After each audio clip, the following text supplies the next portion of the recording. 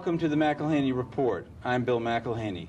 On this show, we cover current issues of the day, but always from a viewpoint or perspective rarely aired by the mass media. We hope you'll find it interesting. Since 1989, the world has been told that the Soviet Union collapsed and that, except for several countries, communism is dead and the U.S. won the Cold War. The truth, the reality, is quite the reverse. Everything we have witnessed since 1989 has been a massive and successful, multi-decade-long deception strategy on the part of the KGB, the Soviet secret police. The goal? To deceive the West and achieve the goal of Leninist strategy, a totalitarian world government or international police state. We know this from the evidence provided by Anatoliy Golitsyn, the most important defector from the KGB who came to America in 1961. In 1980, he wrote a book, New Lies for Old, that was published in 1984, which described the disinformation strategy and made specific predictions as to what the KGB would do in subsequent years, such as removing the Berlin Wall, changing the name of the KGB itself and other structures in the Soviet hierarchy, and also the role to be played by Mikhail Gorbachev. An independent analysis of these predictions years later showed that over 94% of them came true by 1991 and since then. That's how we know Golitsyn was telling the truth, and quite correct. Our guest today, who first appeared on this show in 1995, is uniquely qualified to expose this conspiratorial strategy. Based in London, he publishes 10 newsletters and reviews on economic, financial, and political intelligence, including Soviet Analyst. These invaluable periodicals incorporate the understanding of post-1989 events provided by Anatoly Golitsyn. He's published Golitsyn's second book, Perestroika Deception. He's also published Joseph Douglas's Red Cocaine on the Soviet strategy of using drugs to sabotage the West. And he's published a very important book, the European Union Collective, on the regional world government now in place over both Europe and Britain. I am so happy to welcome back to the McElhaney Report my valuable friend and colleague, Christopher Story. So glad to have you here. Delighted to be here. Now, for those people who are just learning about Anatoly Golitsyn, we need to emphasize that the understanding he provided about the strategy of which he was a part in the early 1959 to 61 period in forming this strategy in the KGB hierarchy.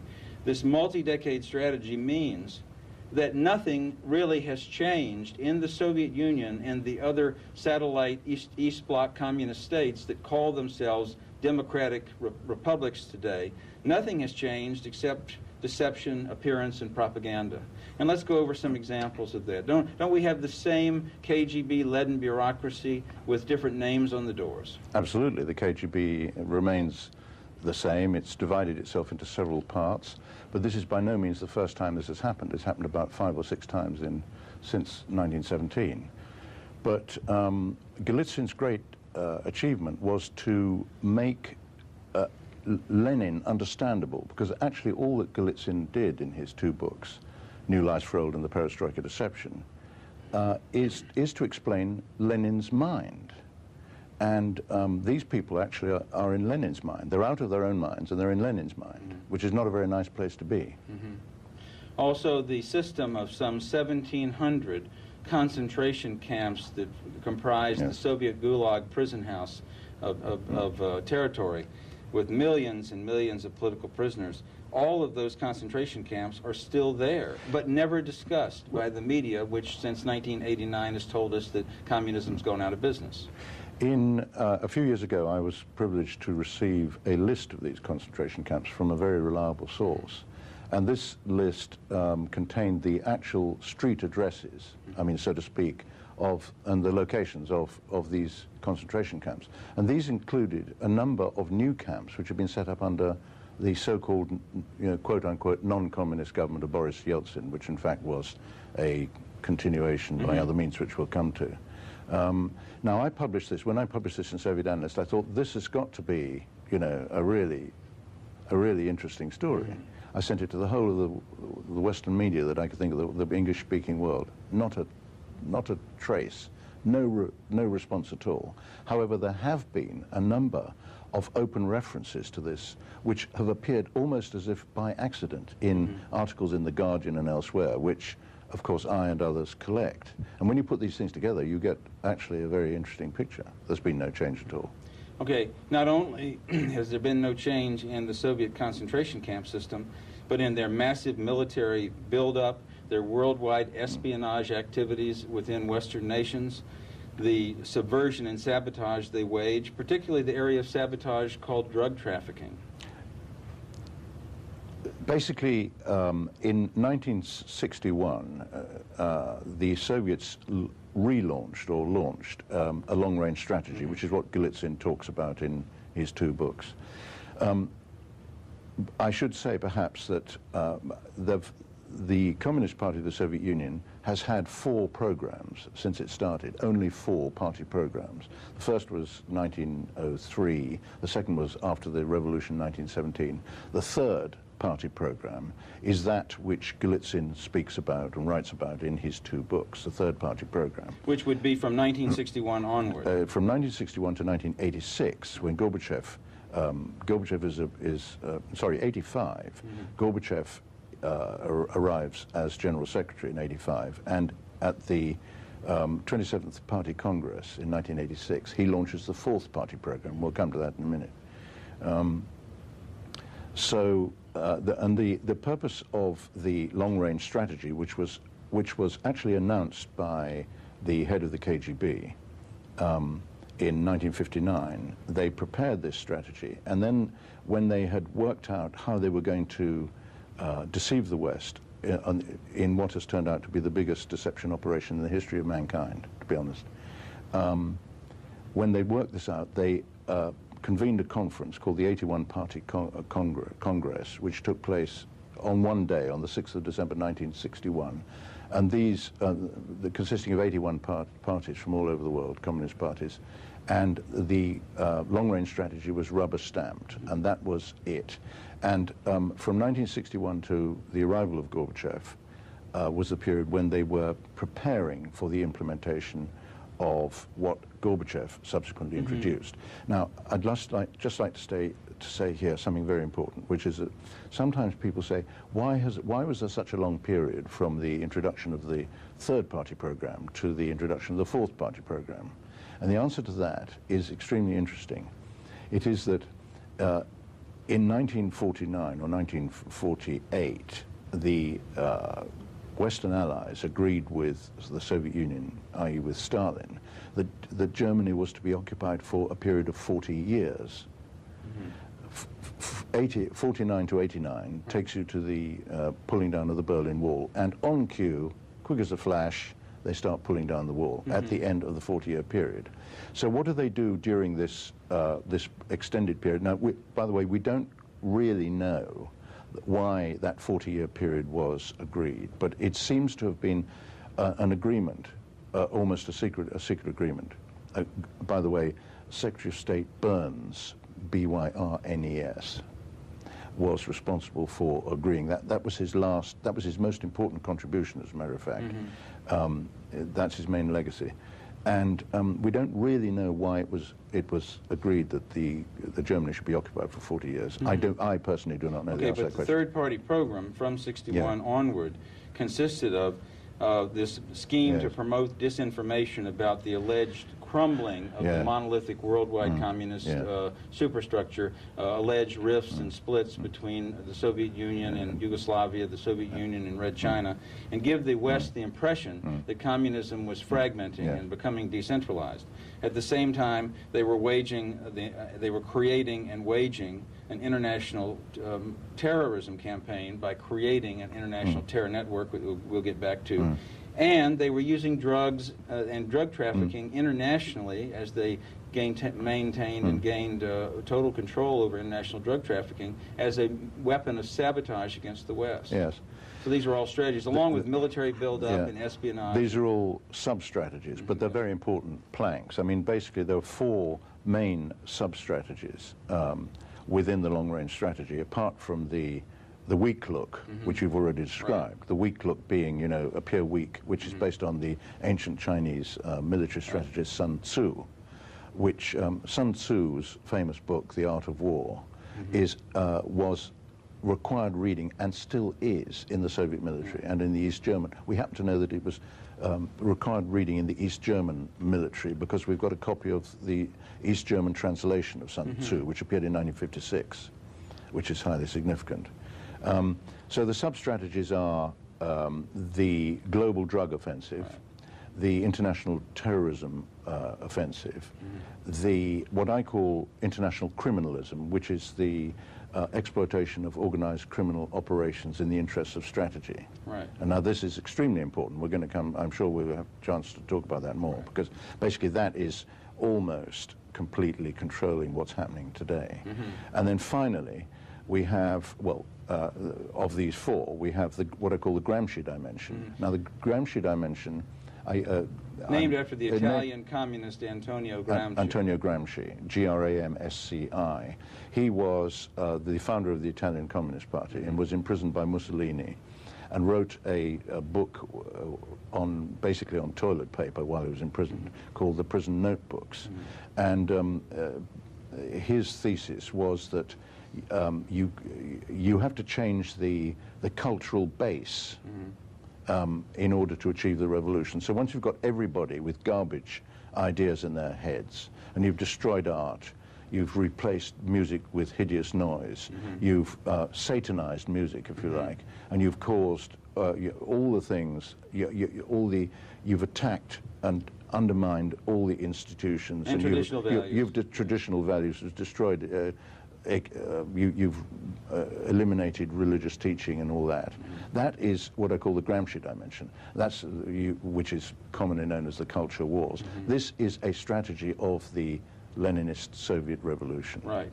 And the criminalism consisted of creating what is now today called the Russian mafia, both within the Soviet Union and internationally, so that any business activity that continued during this period of alleged democratism or alleged reform in the Soviet Union, any business activity conducted there could be controlled by KGB agents who, appropriately enough, since they've always been a criminal enterprise, now called themselves the Russian Mafia, and penetrated all of these business organizations and made sure that they were able to control any active commercial activity, any type of commercial activity, whether coming from foreign capital or within Russia, so that the KGB would maintain even tighter control. That's absolutely true.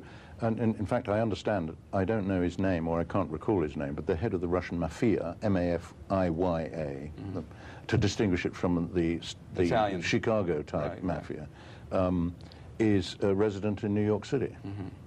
Because that's where the action is. But the importance of criminalism cannot be underestimated, because what has happened is that the KGB, being a criminal enterprise, by definition, was always very close to the huge underground economy which existed under overt communism. By the way, I use the phrase overt communism. Pre-1989. Pre-1989, and covert communism to describe the present situation, which is, I think, a useful short-form way of doing it. Yes. So that under the KGB there was an organization called the Economic Department, which appeared to be dealing with economic issues, but actually was concerned with controlling and developing the criminal underground. And then in parallel with this, because on the principle of Leninist duplication, Lenin duplicated every aspect of government and activity, party activity, state and party activity. The Ministry of the Interior, the MVD, had its own criminal control organization called, going by the letters OBKH. So you have these two sources of background expertise and knowledge of how to control criminal operations. Which is today the so-called Russian Mafia, actually just another branch operation of the KGB. No question. And after the so-called fake collapse, I mean, after the fake collapse of communism, or during this period, the Soviets, in fact, exported large numbers of KGB officers who'd been retrained as criminal controllers. I call them criminalists, operators of criminalism.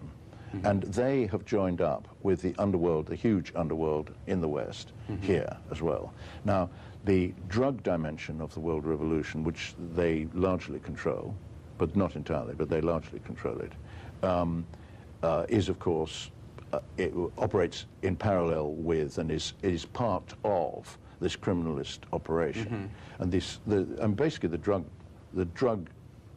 international drug trafficking elements that they control must finance the world revolution. But it has another very important point, rationale, which is that because the proceeds of drug operations have to be banked, they have their own bankers. Now, we know from Joe Douglas's book, which I was privileged to edit and publish, Red Cocaine, that, which is based on the debriefing of a very senior Czech defector called General Jan Šejna.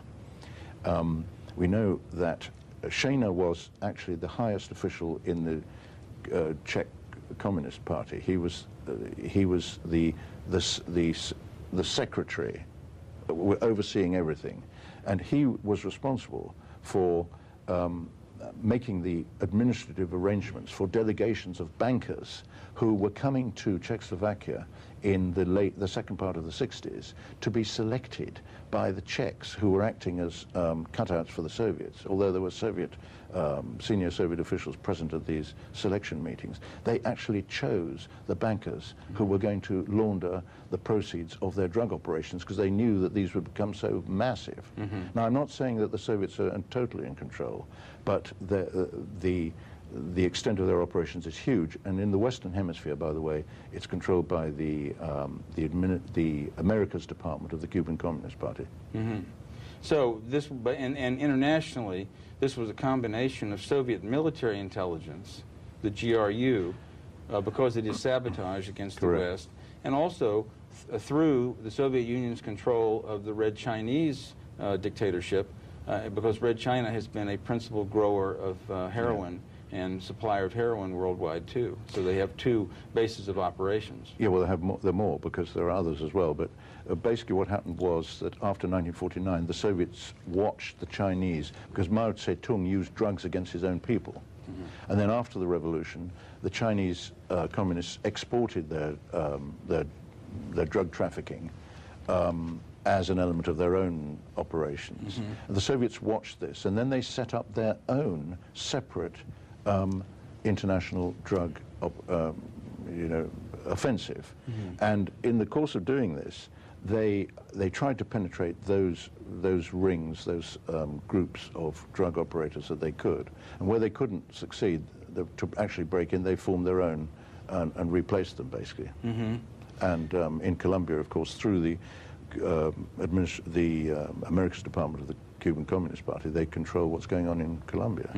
No question. So this organized criminalism as an activity on the part of the KGB since 1961 is the Russian mafia, and controls any business activity that we hear about as examples of alleged free enterprise breaking out in the so-called New Russia and the satellite nations.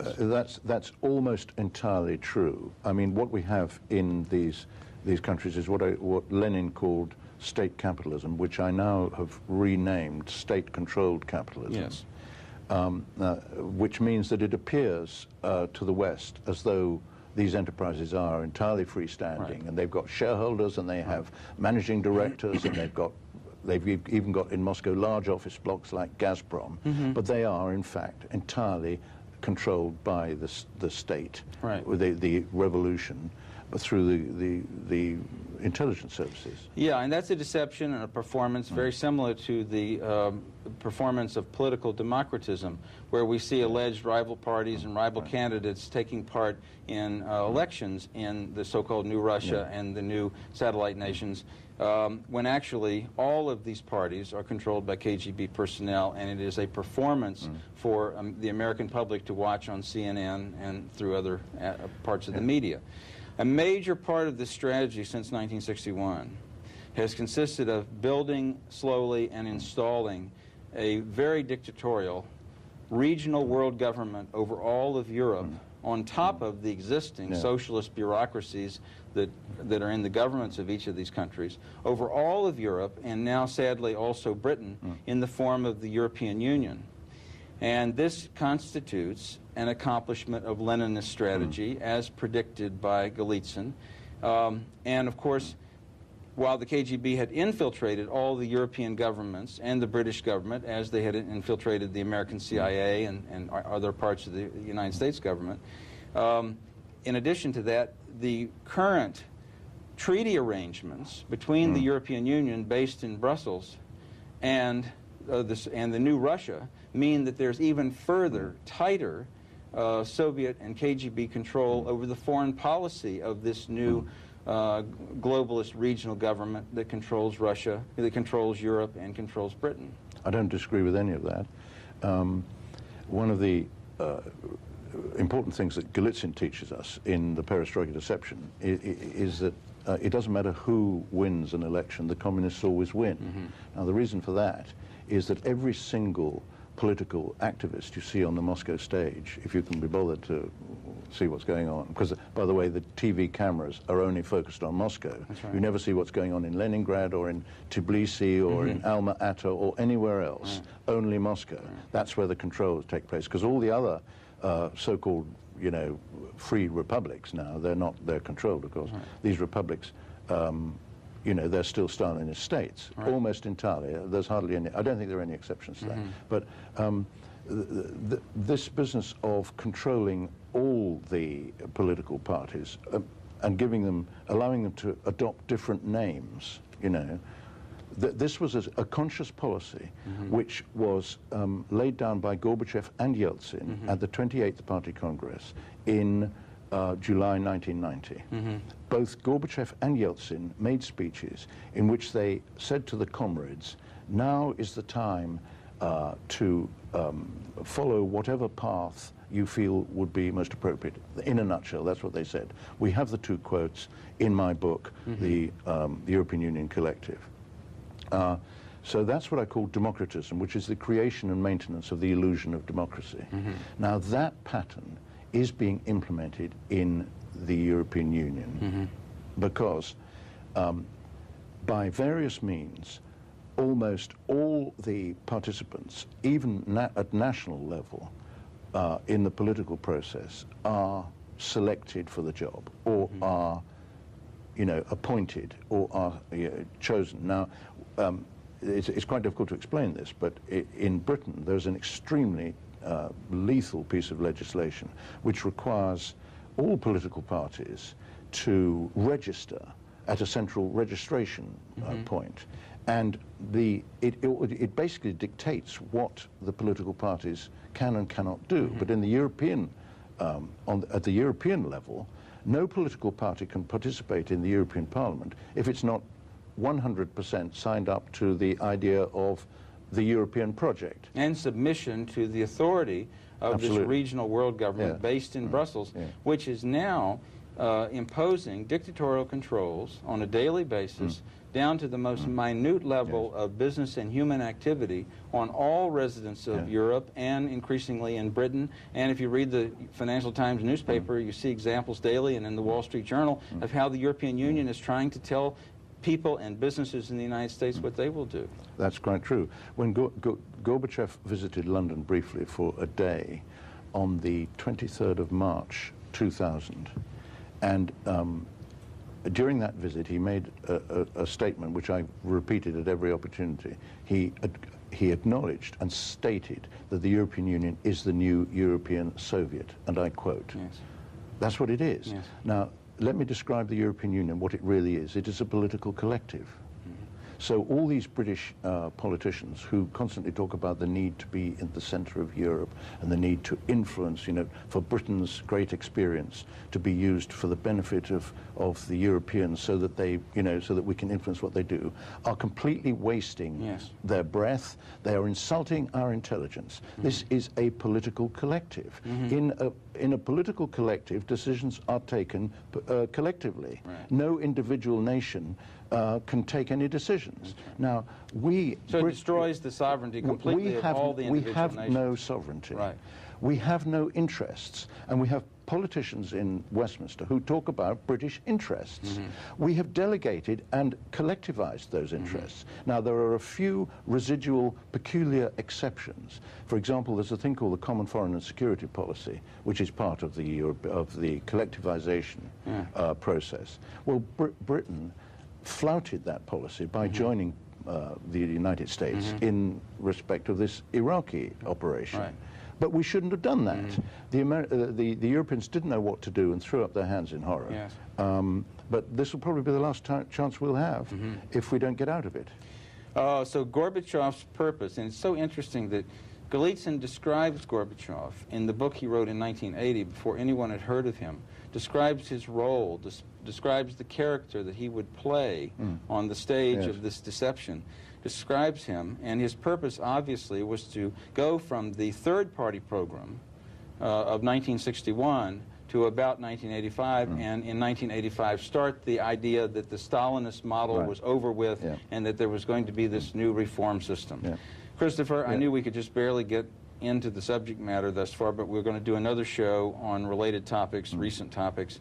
I want to thank you so much for being with me today, and if you're interested in learning more about what we've discussed and being able to examine the background information so you can learn about this massive and successful Soviet disinformation strategy, please contact us at the phone number or address given at the end of the program, and we'll get you that information. This is Bill McElhaney for the McElhaney Report, thanking you for being with us today.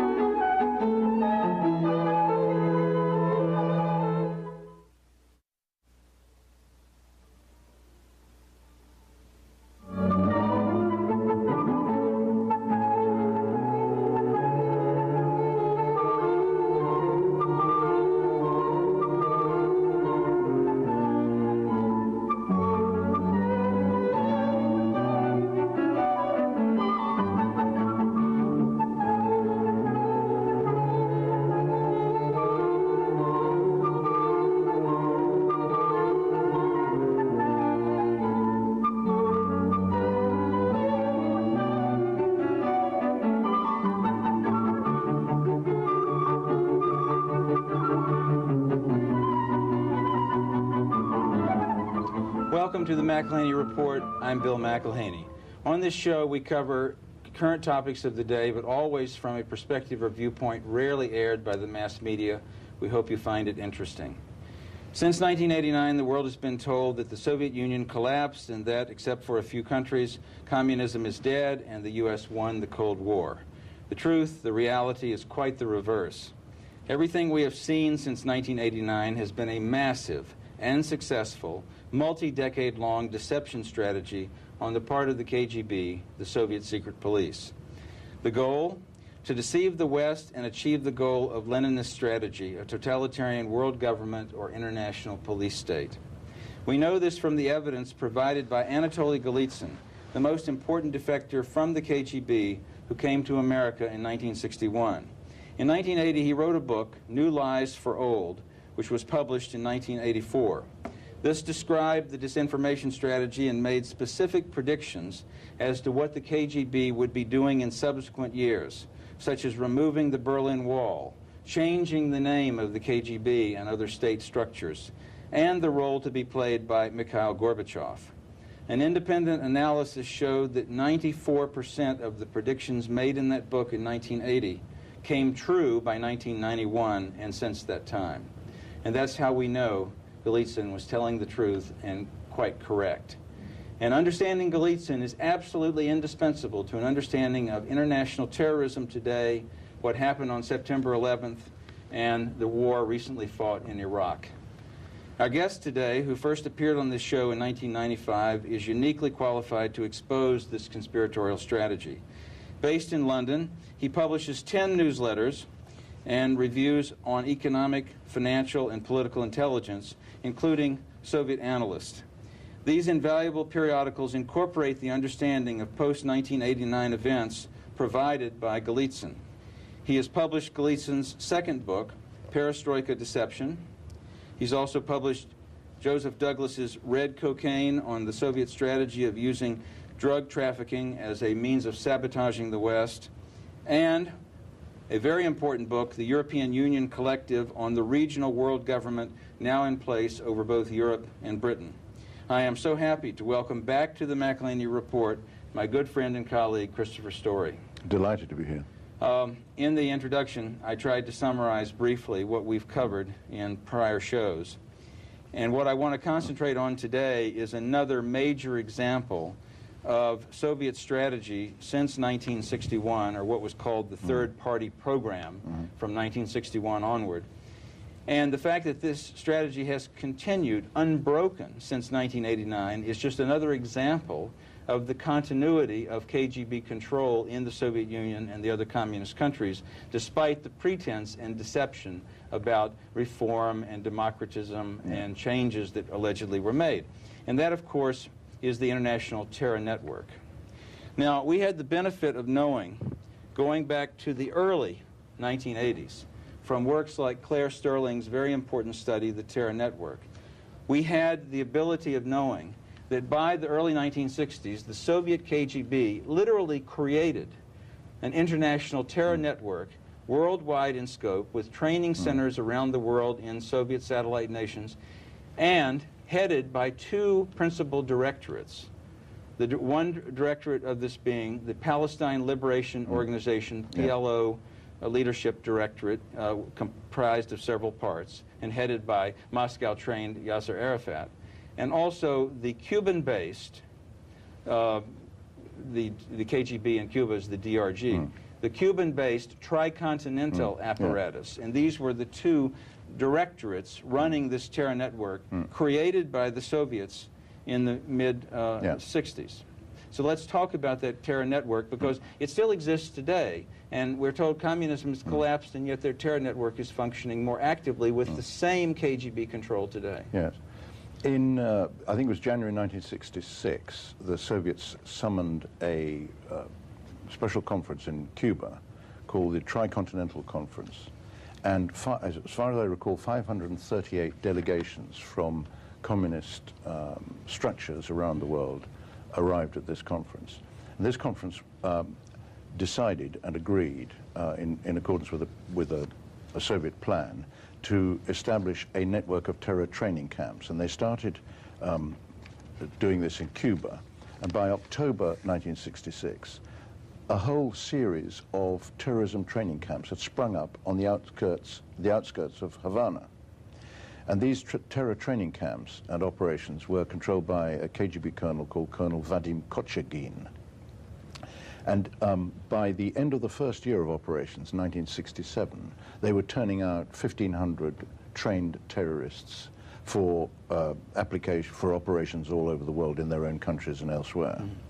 Now, in not very long afterwards, these Cuban-trained terrorists, who included Arabs and Palestinians, were setting up what I call the second generation of terror training operations in various parts of the Middle East, Lebanon being the most important. Now, the Iranians are very important in this. The Iranians control Hezbollah, as you know, which is an absolutely deadly terrorism operation, a terrorism network. And that occurred after the Carter administration betrayed our ally, the Shah of Iran, and helped the Communist Two-Day Party in Iran install the current dictatorship. That's right, and once the current dictatorship had been installed, the Two-Day Party was largely eliminated, which is standard practice.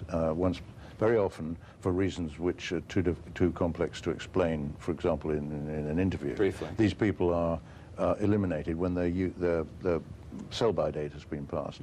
So terrorism, by the way, terrorism, of course, is integral with the revolution. I mean, Lenin was a terrorist, Trotsky is a terrorist, the Chekar, the predecessor of the KGB, the founder of the KGB was one of the most evil men ever to have lived, called Felix Dzerzhinsky. And you might be interested in the following interesting fact. Guess what Felix Dzerzhinsky's birthday is? 11th of September. An interesting pointer. Yeah, interesting point. Well, then let's talk about, since we know the KGB established this terror network in the mid-60s, had two regional directorates for it, the PLO apparatus and the tricontinental apparatus. What do we know today about its continuity, the connection it would have to individuals like Osama bin Laden and to Al-Qaeda? Right, well, if I could just step back, because I think we've got a slight...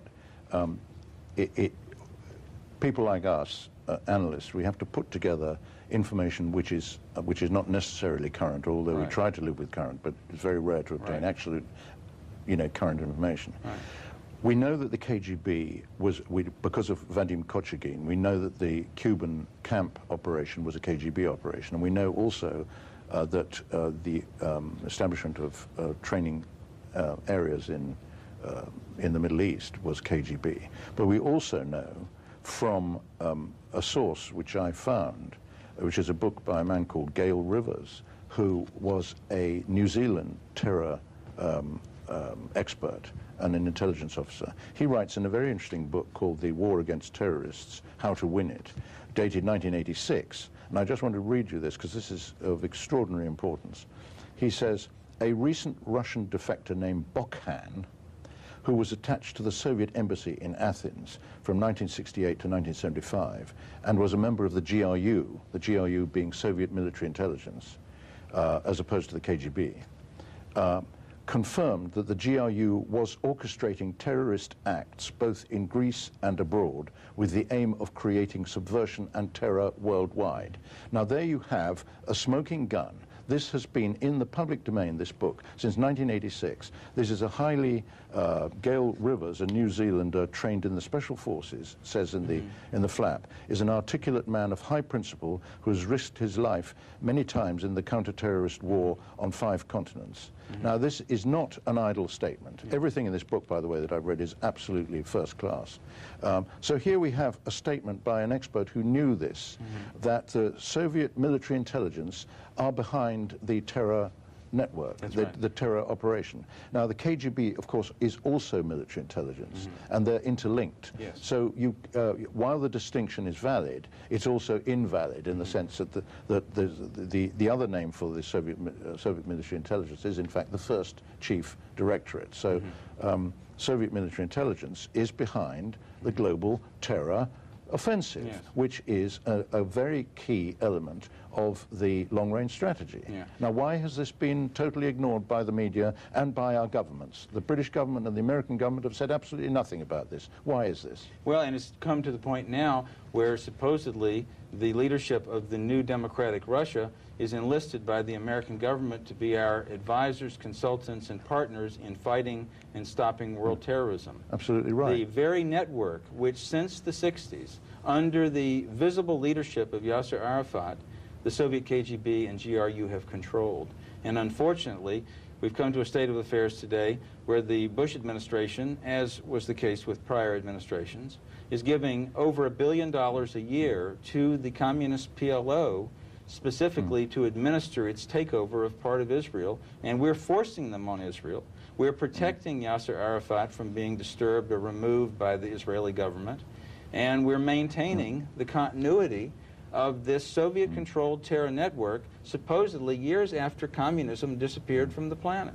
Yes, and it's gone even further, because we now have a prime minister of the Palestinian Authority, yes, whose name is Abu Mazen. That's his code name. His real name is Mahmoud Abbas. Now, this man was, quote, was, in quotes, in control of Hamas, the most devious and most egregious terrorist arm of the PLO. Mm-hmm. All of a sudden, this man is persona grata in all Western capitals, in Washington, London, and Brussels. And he is the new Mr. Democracy. Now, why is this? And the answer to this is that, as has happened in the past, this man has been bribed. He has been paid very substantial sums of black operations money to change his tune in order to suit the objectives of the Western manipulators who are trying to sort of achieve whatever their objective is. And well, in a way, remember, Gorbachev lost credibility as an alleged reformer when it was obvious that he was still a Leninist and still promoting Leninist strategy. So they had to bring in a new performer, Yeltsin, to appear to be more likable to the West, and we had to definitely support him for fear that some other maniac would come to power. So in essence, we got the same thing here. It's a puppet show. You've got Arafat and a puppet working in the PLO leadership, and it gives the United States government the excuse to support the puppet. Don't forget that Mrs. Thatcher said to me, when talking about Gorbachev, whom she knew very well, she said, he's not a Leninist anymore, she said to me. But he said he was. He said he was a Leninist in all his speeches, which I've read. He never hesitated to admit it. He took every opportunity to say, I am a Leninist, I've always been a Leninist, I will always be a Leninist. I've been a communist since I was born, and I will always remain a communist, and we will never diverge from the communist path. And after he left his role in the Soviet Union of ushering in this post-Stalinist pretense and performance of the new phase, the fourth program of the Soviet strategy, he came to the United States and continued to promote Leninist strategy, and is still doing so today, well-funded and supported, promoting world government and worldwide controls in the name of environmentalism. Yes, through an outfit called the Gorbachev Foundation, which consists entirely of Soviet apparatchiks, and by the way, was involved with an outfit called the State of the World Forum, which when translated from Lenin speak, means World State Forum. Yes. Anyway, we need to talk about Saddam Hussein. Yes, and as a major example of the fact that there has been no real change in the Soviet Union since 1989 and worldwide in other communist countries, the international terror network controlled by the KGB continues just as active, and it is inconceivable that any alleged group like Al-Qaeda or any alleged terrorist operative like Osama bin Laden could ever function independent of this network. That is absolutely true, and indeed all honest experts acknowledge that it is impossible for any of these operations to take place, particularly the 9/11 one, without the support of a major power. Now, in this connection, we have certain information. First of all, as you know, Saddam Hussein was in business with very important forces in the United States for at least 10 years. This is true. And was a major recipient of U.S. government funding and support. That's right. Because when we turned Iran, the United States government turned Iran over to the communists and made an enemy state of that, the United States government had the excuse to support Iraq and Saddam Hussein, although controlled by the Soviet military, support him as an alleged buffer against Iran. Right. But Iraq is very important because it's quite clear that what's been happening in Iraq is not what you read in the newspapers. Now, I mentioned black operations money just now, and we can't go into that in much detail here, but the fact is that under the first Bush administration, an enormous sum of money was raised from 200 banks based abroad, all of them foreign banks. The sum of money concerned is so enormous that it could not have been raised for any other purpose than the implementation of what I call the new underworld order, if you like. They actually raised 18 trillion, but the objective was to raise 29.8 trillion. And this money, of course, is multiplied, and there's this huge sort of pool of black operations money which is parked offshore. I mean, this is a separate subject on its own, but I just wanted to give that background in order to come to the point. Can we understand this in summary as the extension of the KGB strategy of functioning as the Russian mafia and extending criminalism as a strategy into Western intelligence services? Absolutely. Okay, that's part of it. There's been a merger of intelligence services, both vertically and horizontally. If you like, vertically, with both their own underground criminalist classes and with foreign underground criminalist classes. And the intelligence services are working together. In fact, Condoleezza Rice herself said the other day, "We are allies of Russia," which is a theme. Were those her exact words? Something like that. She said something similar to that. What she actually means by that is that our intelligence services are hand in glove with the Soviet intelligence services. Now, Saddam Hussein was very important in this operation. Obviously, we don't know everything that we need to know. But at some point, as happens among thieves and among these crooks, they fall out. And there was a falling out between Saddam Hussein and his criminal network and the American criminal operatives at a very, very high level in the American government. And American intelligence, by the way, has a particular speciality, which is to set up their next enemy. And this is something that you commented to me privately about last night, which is apparently been going on for a long time. But I found this out when I was looking at certain documents, and I found that Milosevic, the Yugoslav dictator, had been engaged in business operations with 2 or 3 CIA Section 18 corporations, that is to say corporations owned by the American government, set up by the CIA. He becomes, you know, persona non grata and is now being arraigned at the Hague court. Exactly the same thing, in so many words, has happened to Saddam Hussein. Who was, though, in terms of, he was supported by the American government, but his infrastructure and military power and installations were all provided by the Soviet military, by Soviet military intelligence. And the Soviet military intelligence would not be creating his military garrison state on a charitable basis without controlling him as a captive puppet. Yeah, that's right. Now, I can't comment on that side of it. What I can comment on is that there is an aspect of the Iraqi story which, of course, has never appeared in the mainstream press and probably never will, but we can have a go, all right? And that is that there was a computer program by the acronym PROMIS, P-R-O-M-I-S, which was developed by an American expert called William Hamilton. And this program, in so many words, enables a user to see inside another government or another bank's database if the other party has got the same program. Now, this program was given by the United States by McFarlane, who was the National Security Council chief, wasn't he, at one stage? Yeah. Or the National Security Agency, I forget. This was handed to the Israelis for certain reasons, because the CIA can do certain things and it cannot do certain things in the United States, and employed the Israelis to do it, to do them. The Soviets wind up with this program because the Israelis gave it to the Soviets or sold it to the Soviets. And if we didn't, indeed. If the Americans didn't. Yeah. And it winds up, quote unquote, on the Soviet black market and is picked up for $2 million by the Iraqis. So you wind up at a certain stage in the 90s where the Iraqis have got a copy of PROMIS. Now, when I mentioned the black operations money, this money is offshore, and the reason it's offshore is that it's connected with the semi-privatization of American intelligence, which occurred as a consequence of President Reagan's Executive Order 12333, under which certain intelligence operations were, quote-unquote, privatized. Now, if you think about this for more than a split second, you can see how incredibly dangerous this is.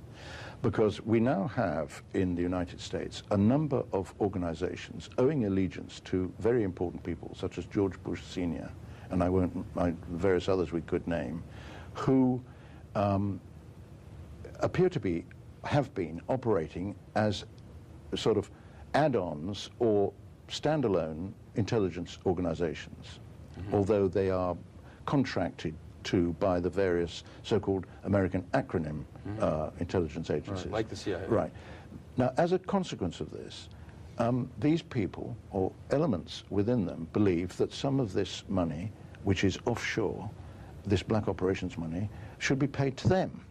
So there's a war going on within fragments of American intelligence to gain access to these funds. And this is the most incredible thing that I have ever heard in my life.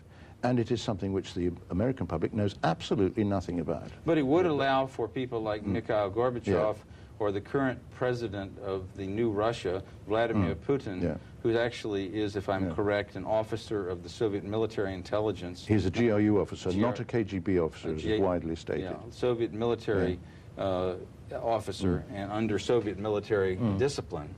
The present president of the Soviet Union, who's supposed to be our ally in the war against terrorism, these guys can get paid off for the role they're playing. They did indeed, and both Putin and Gorbachev, or the other way around, Gorbachev and Putin, were paid $1 billion each, with a promise of $30 billion each to follow.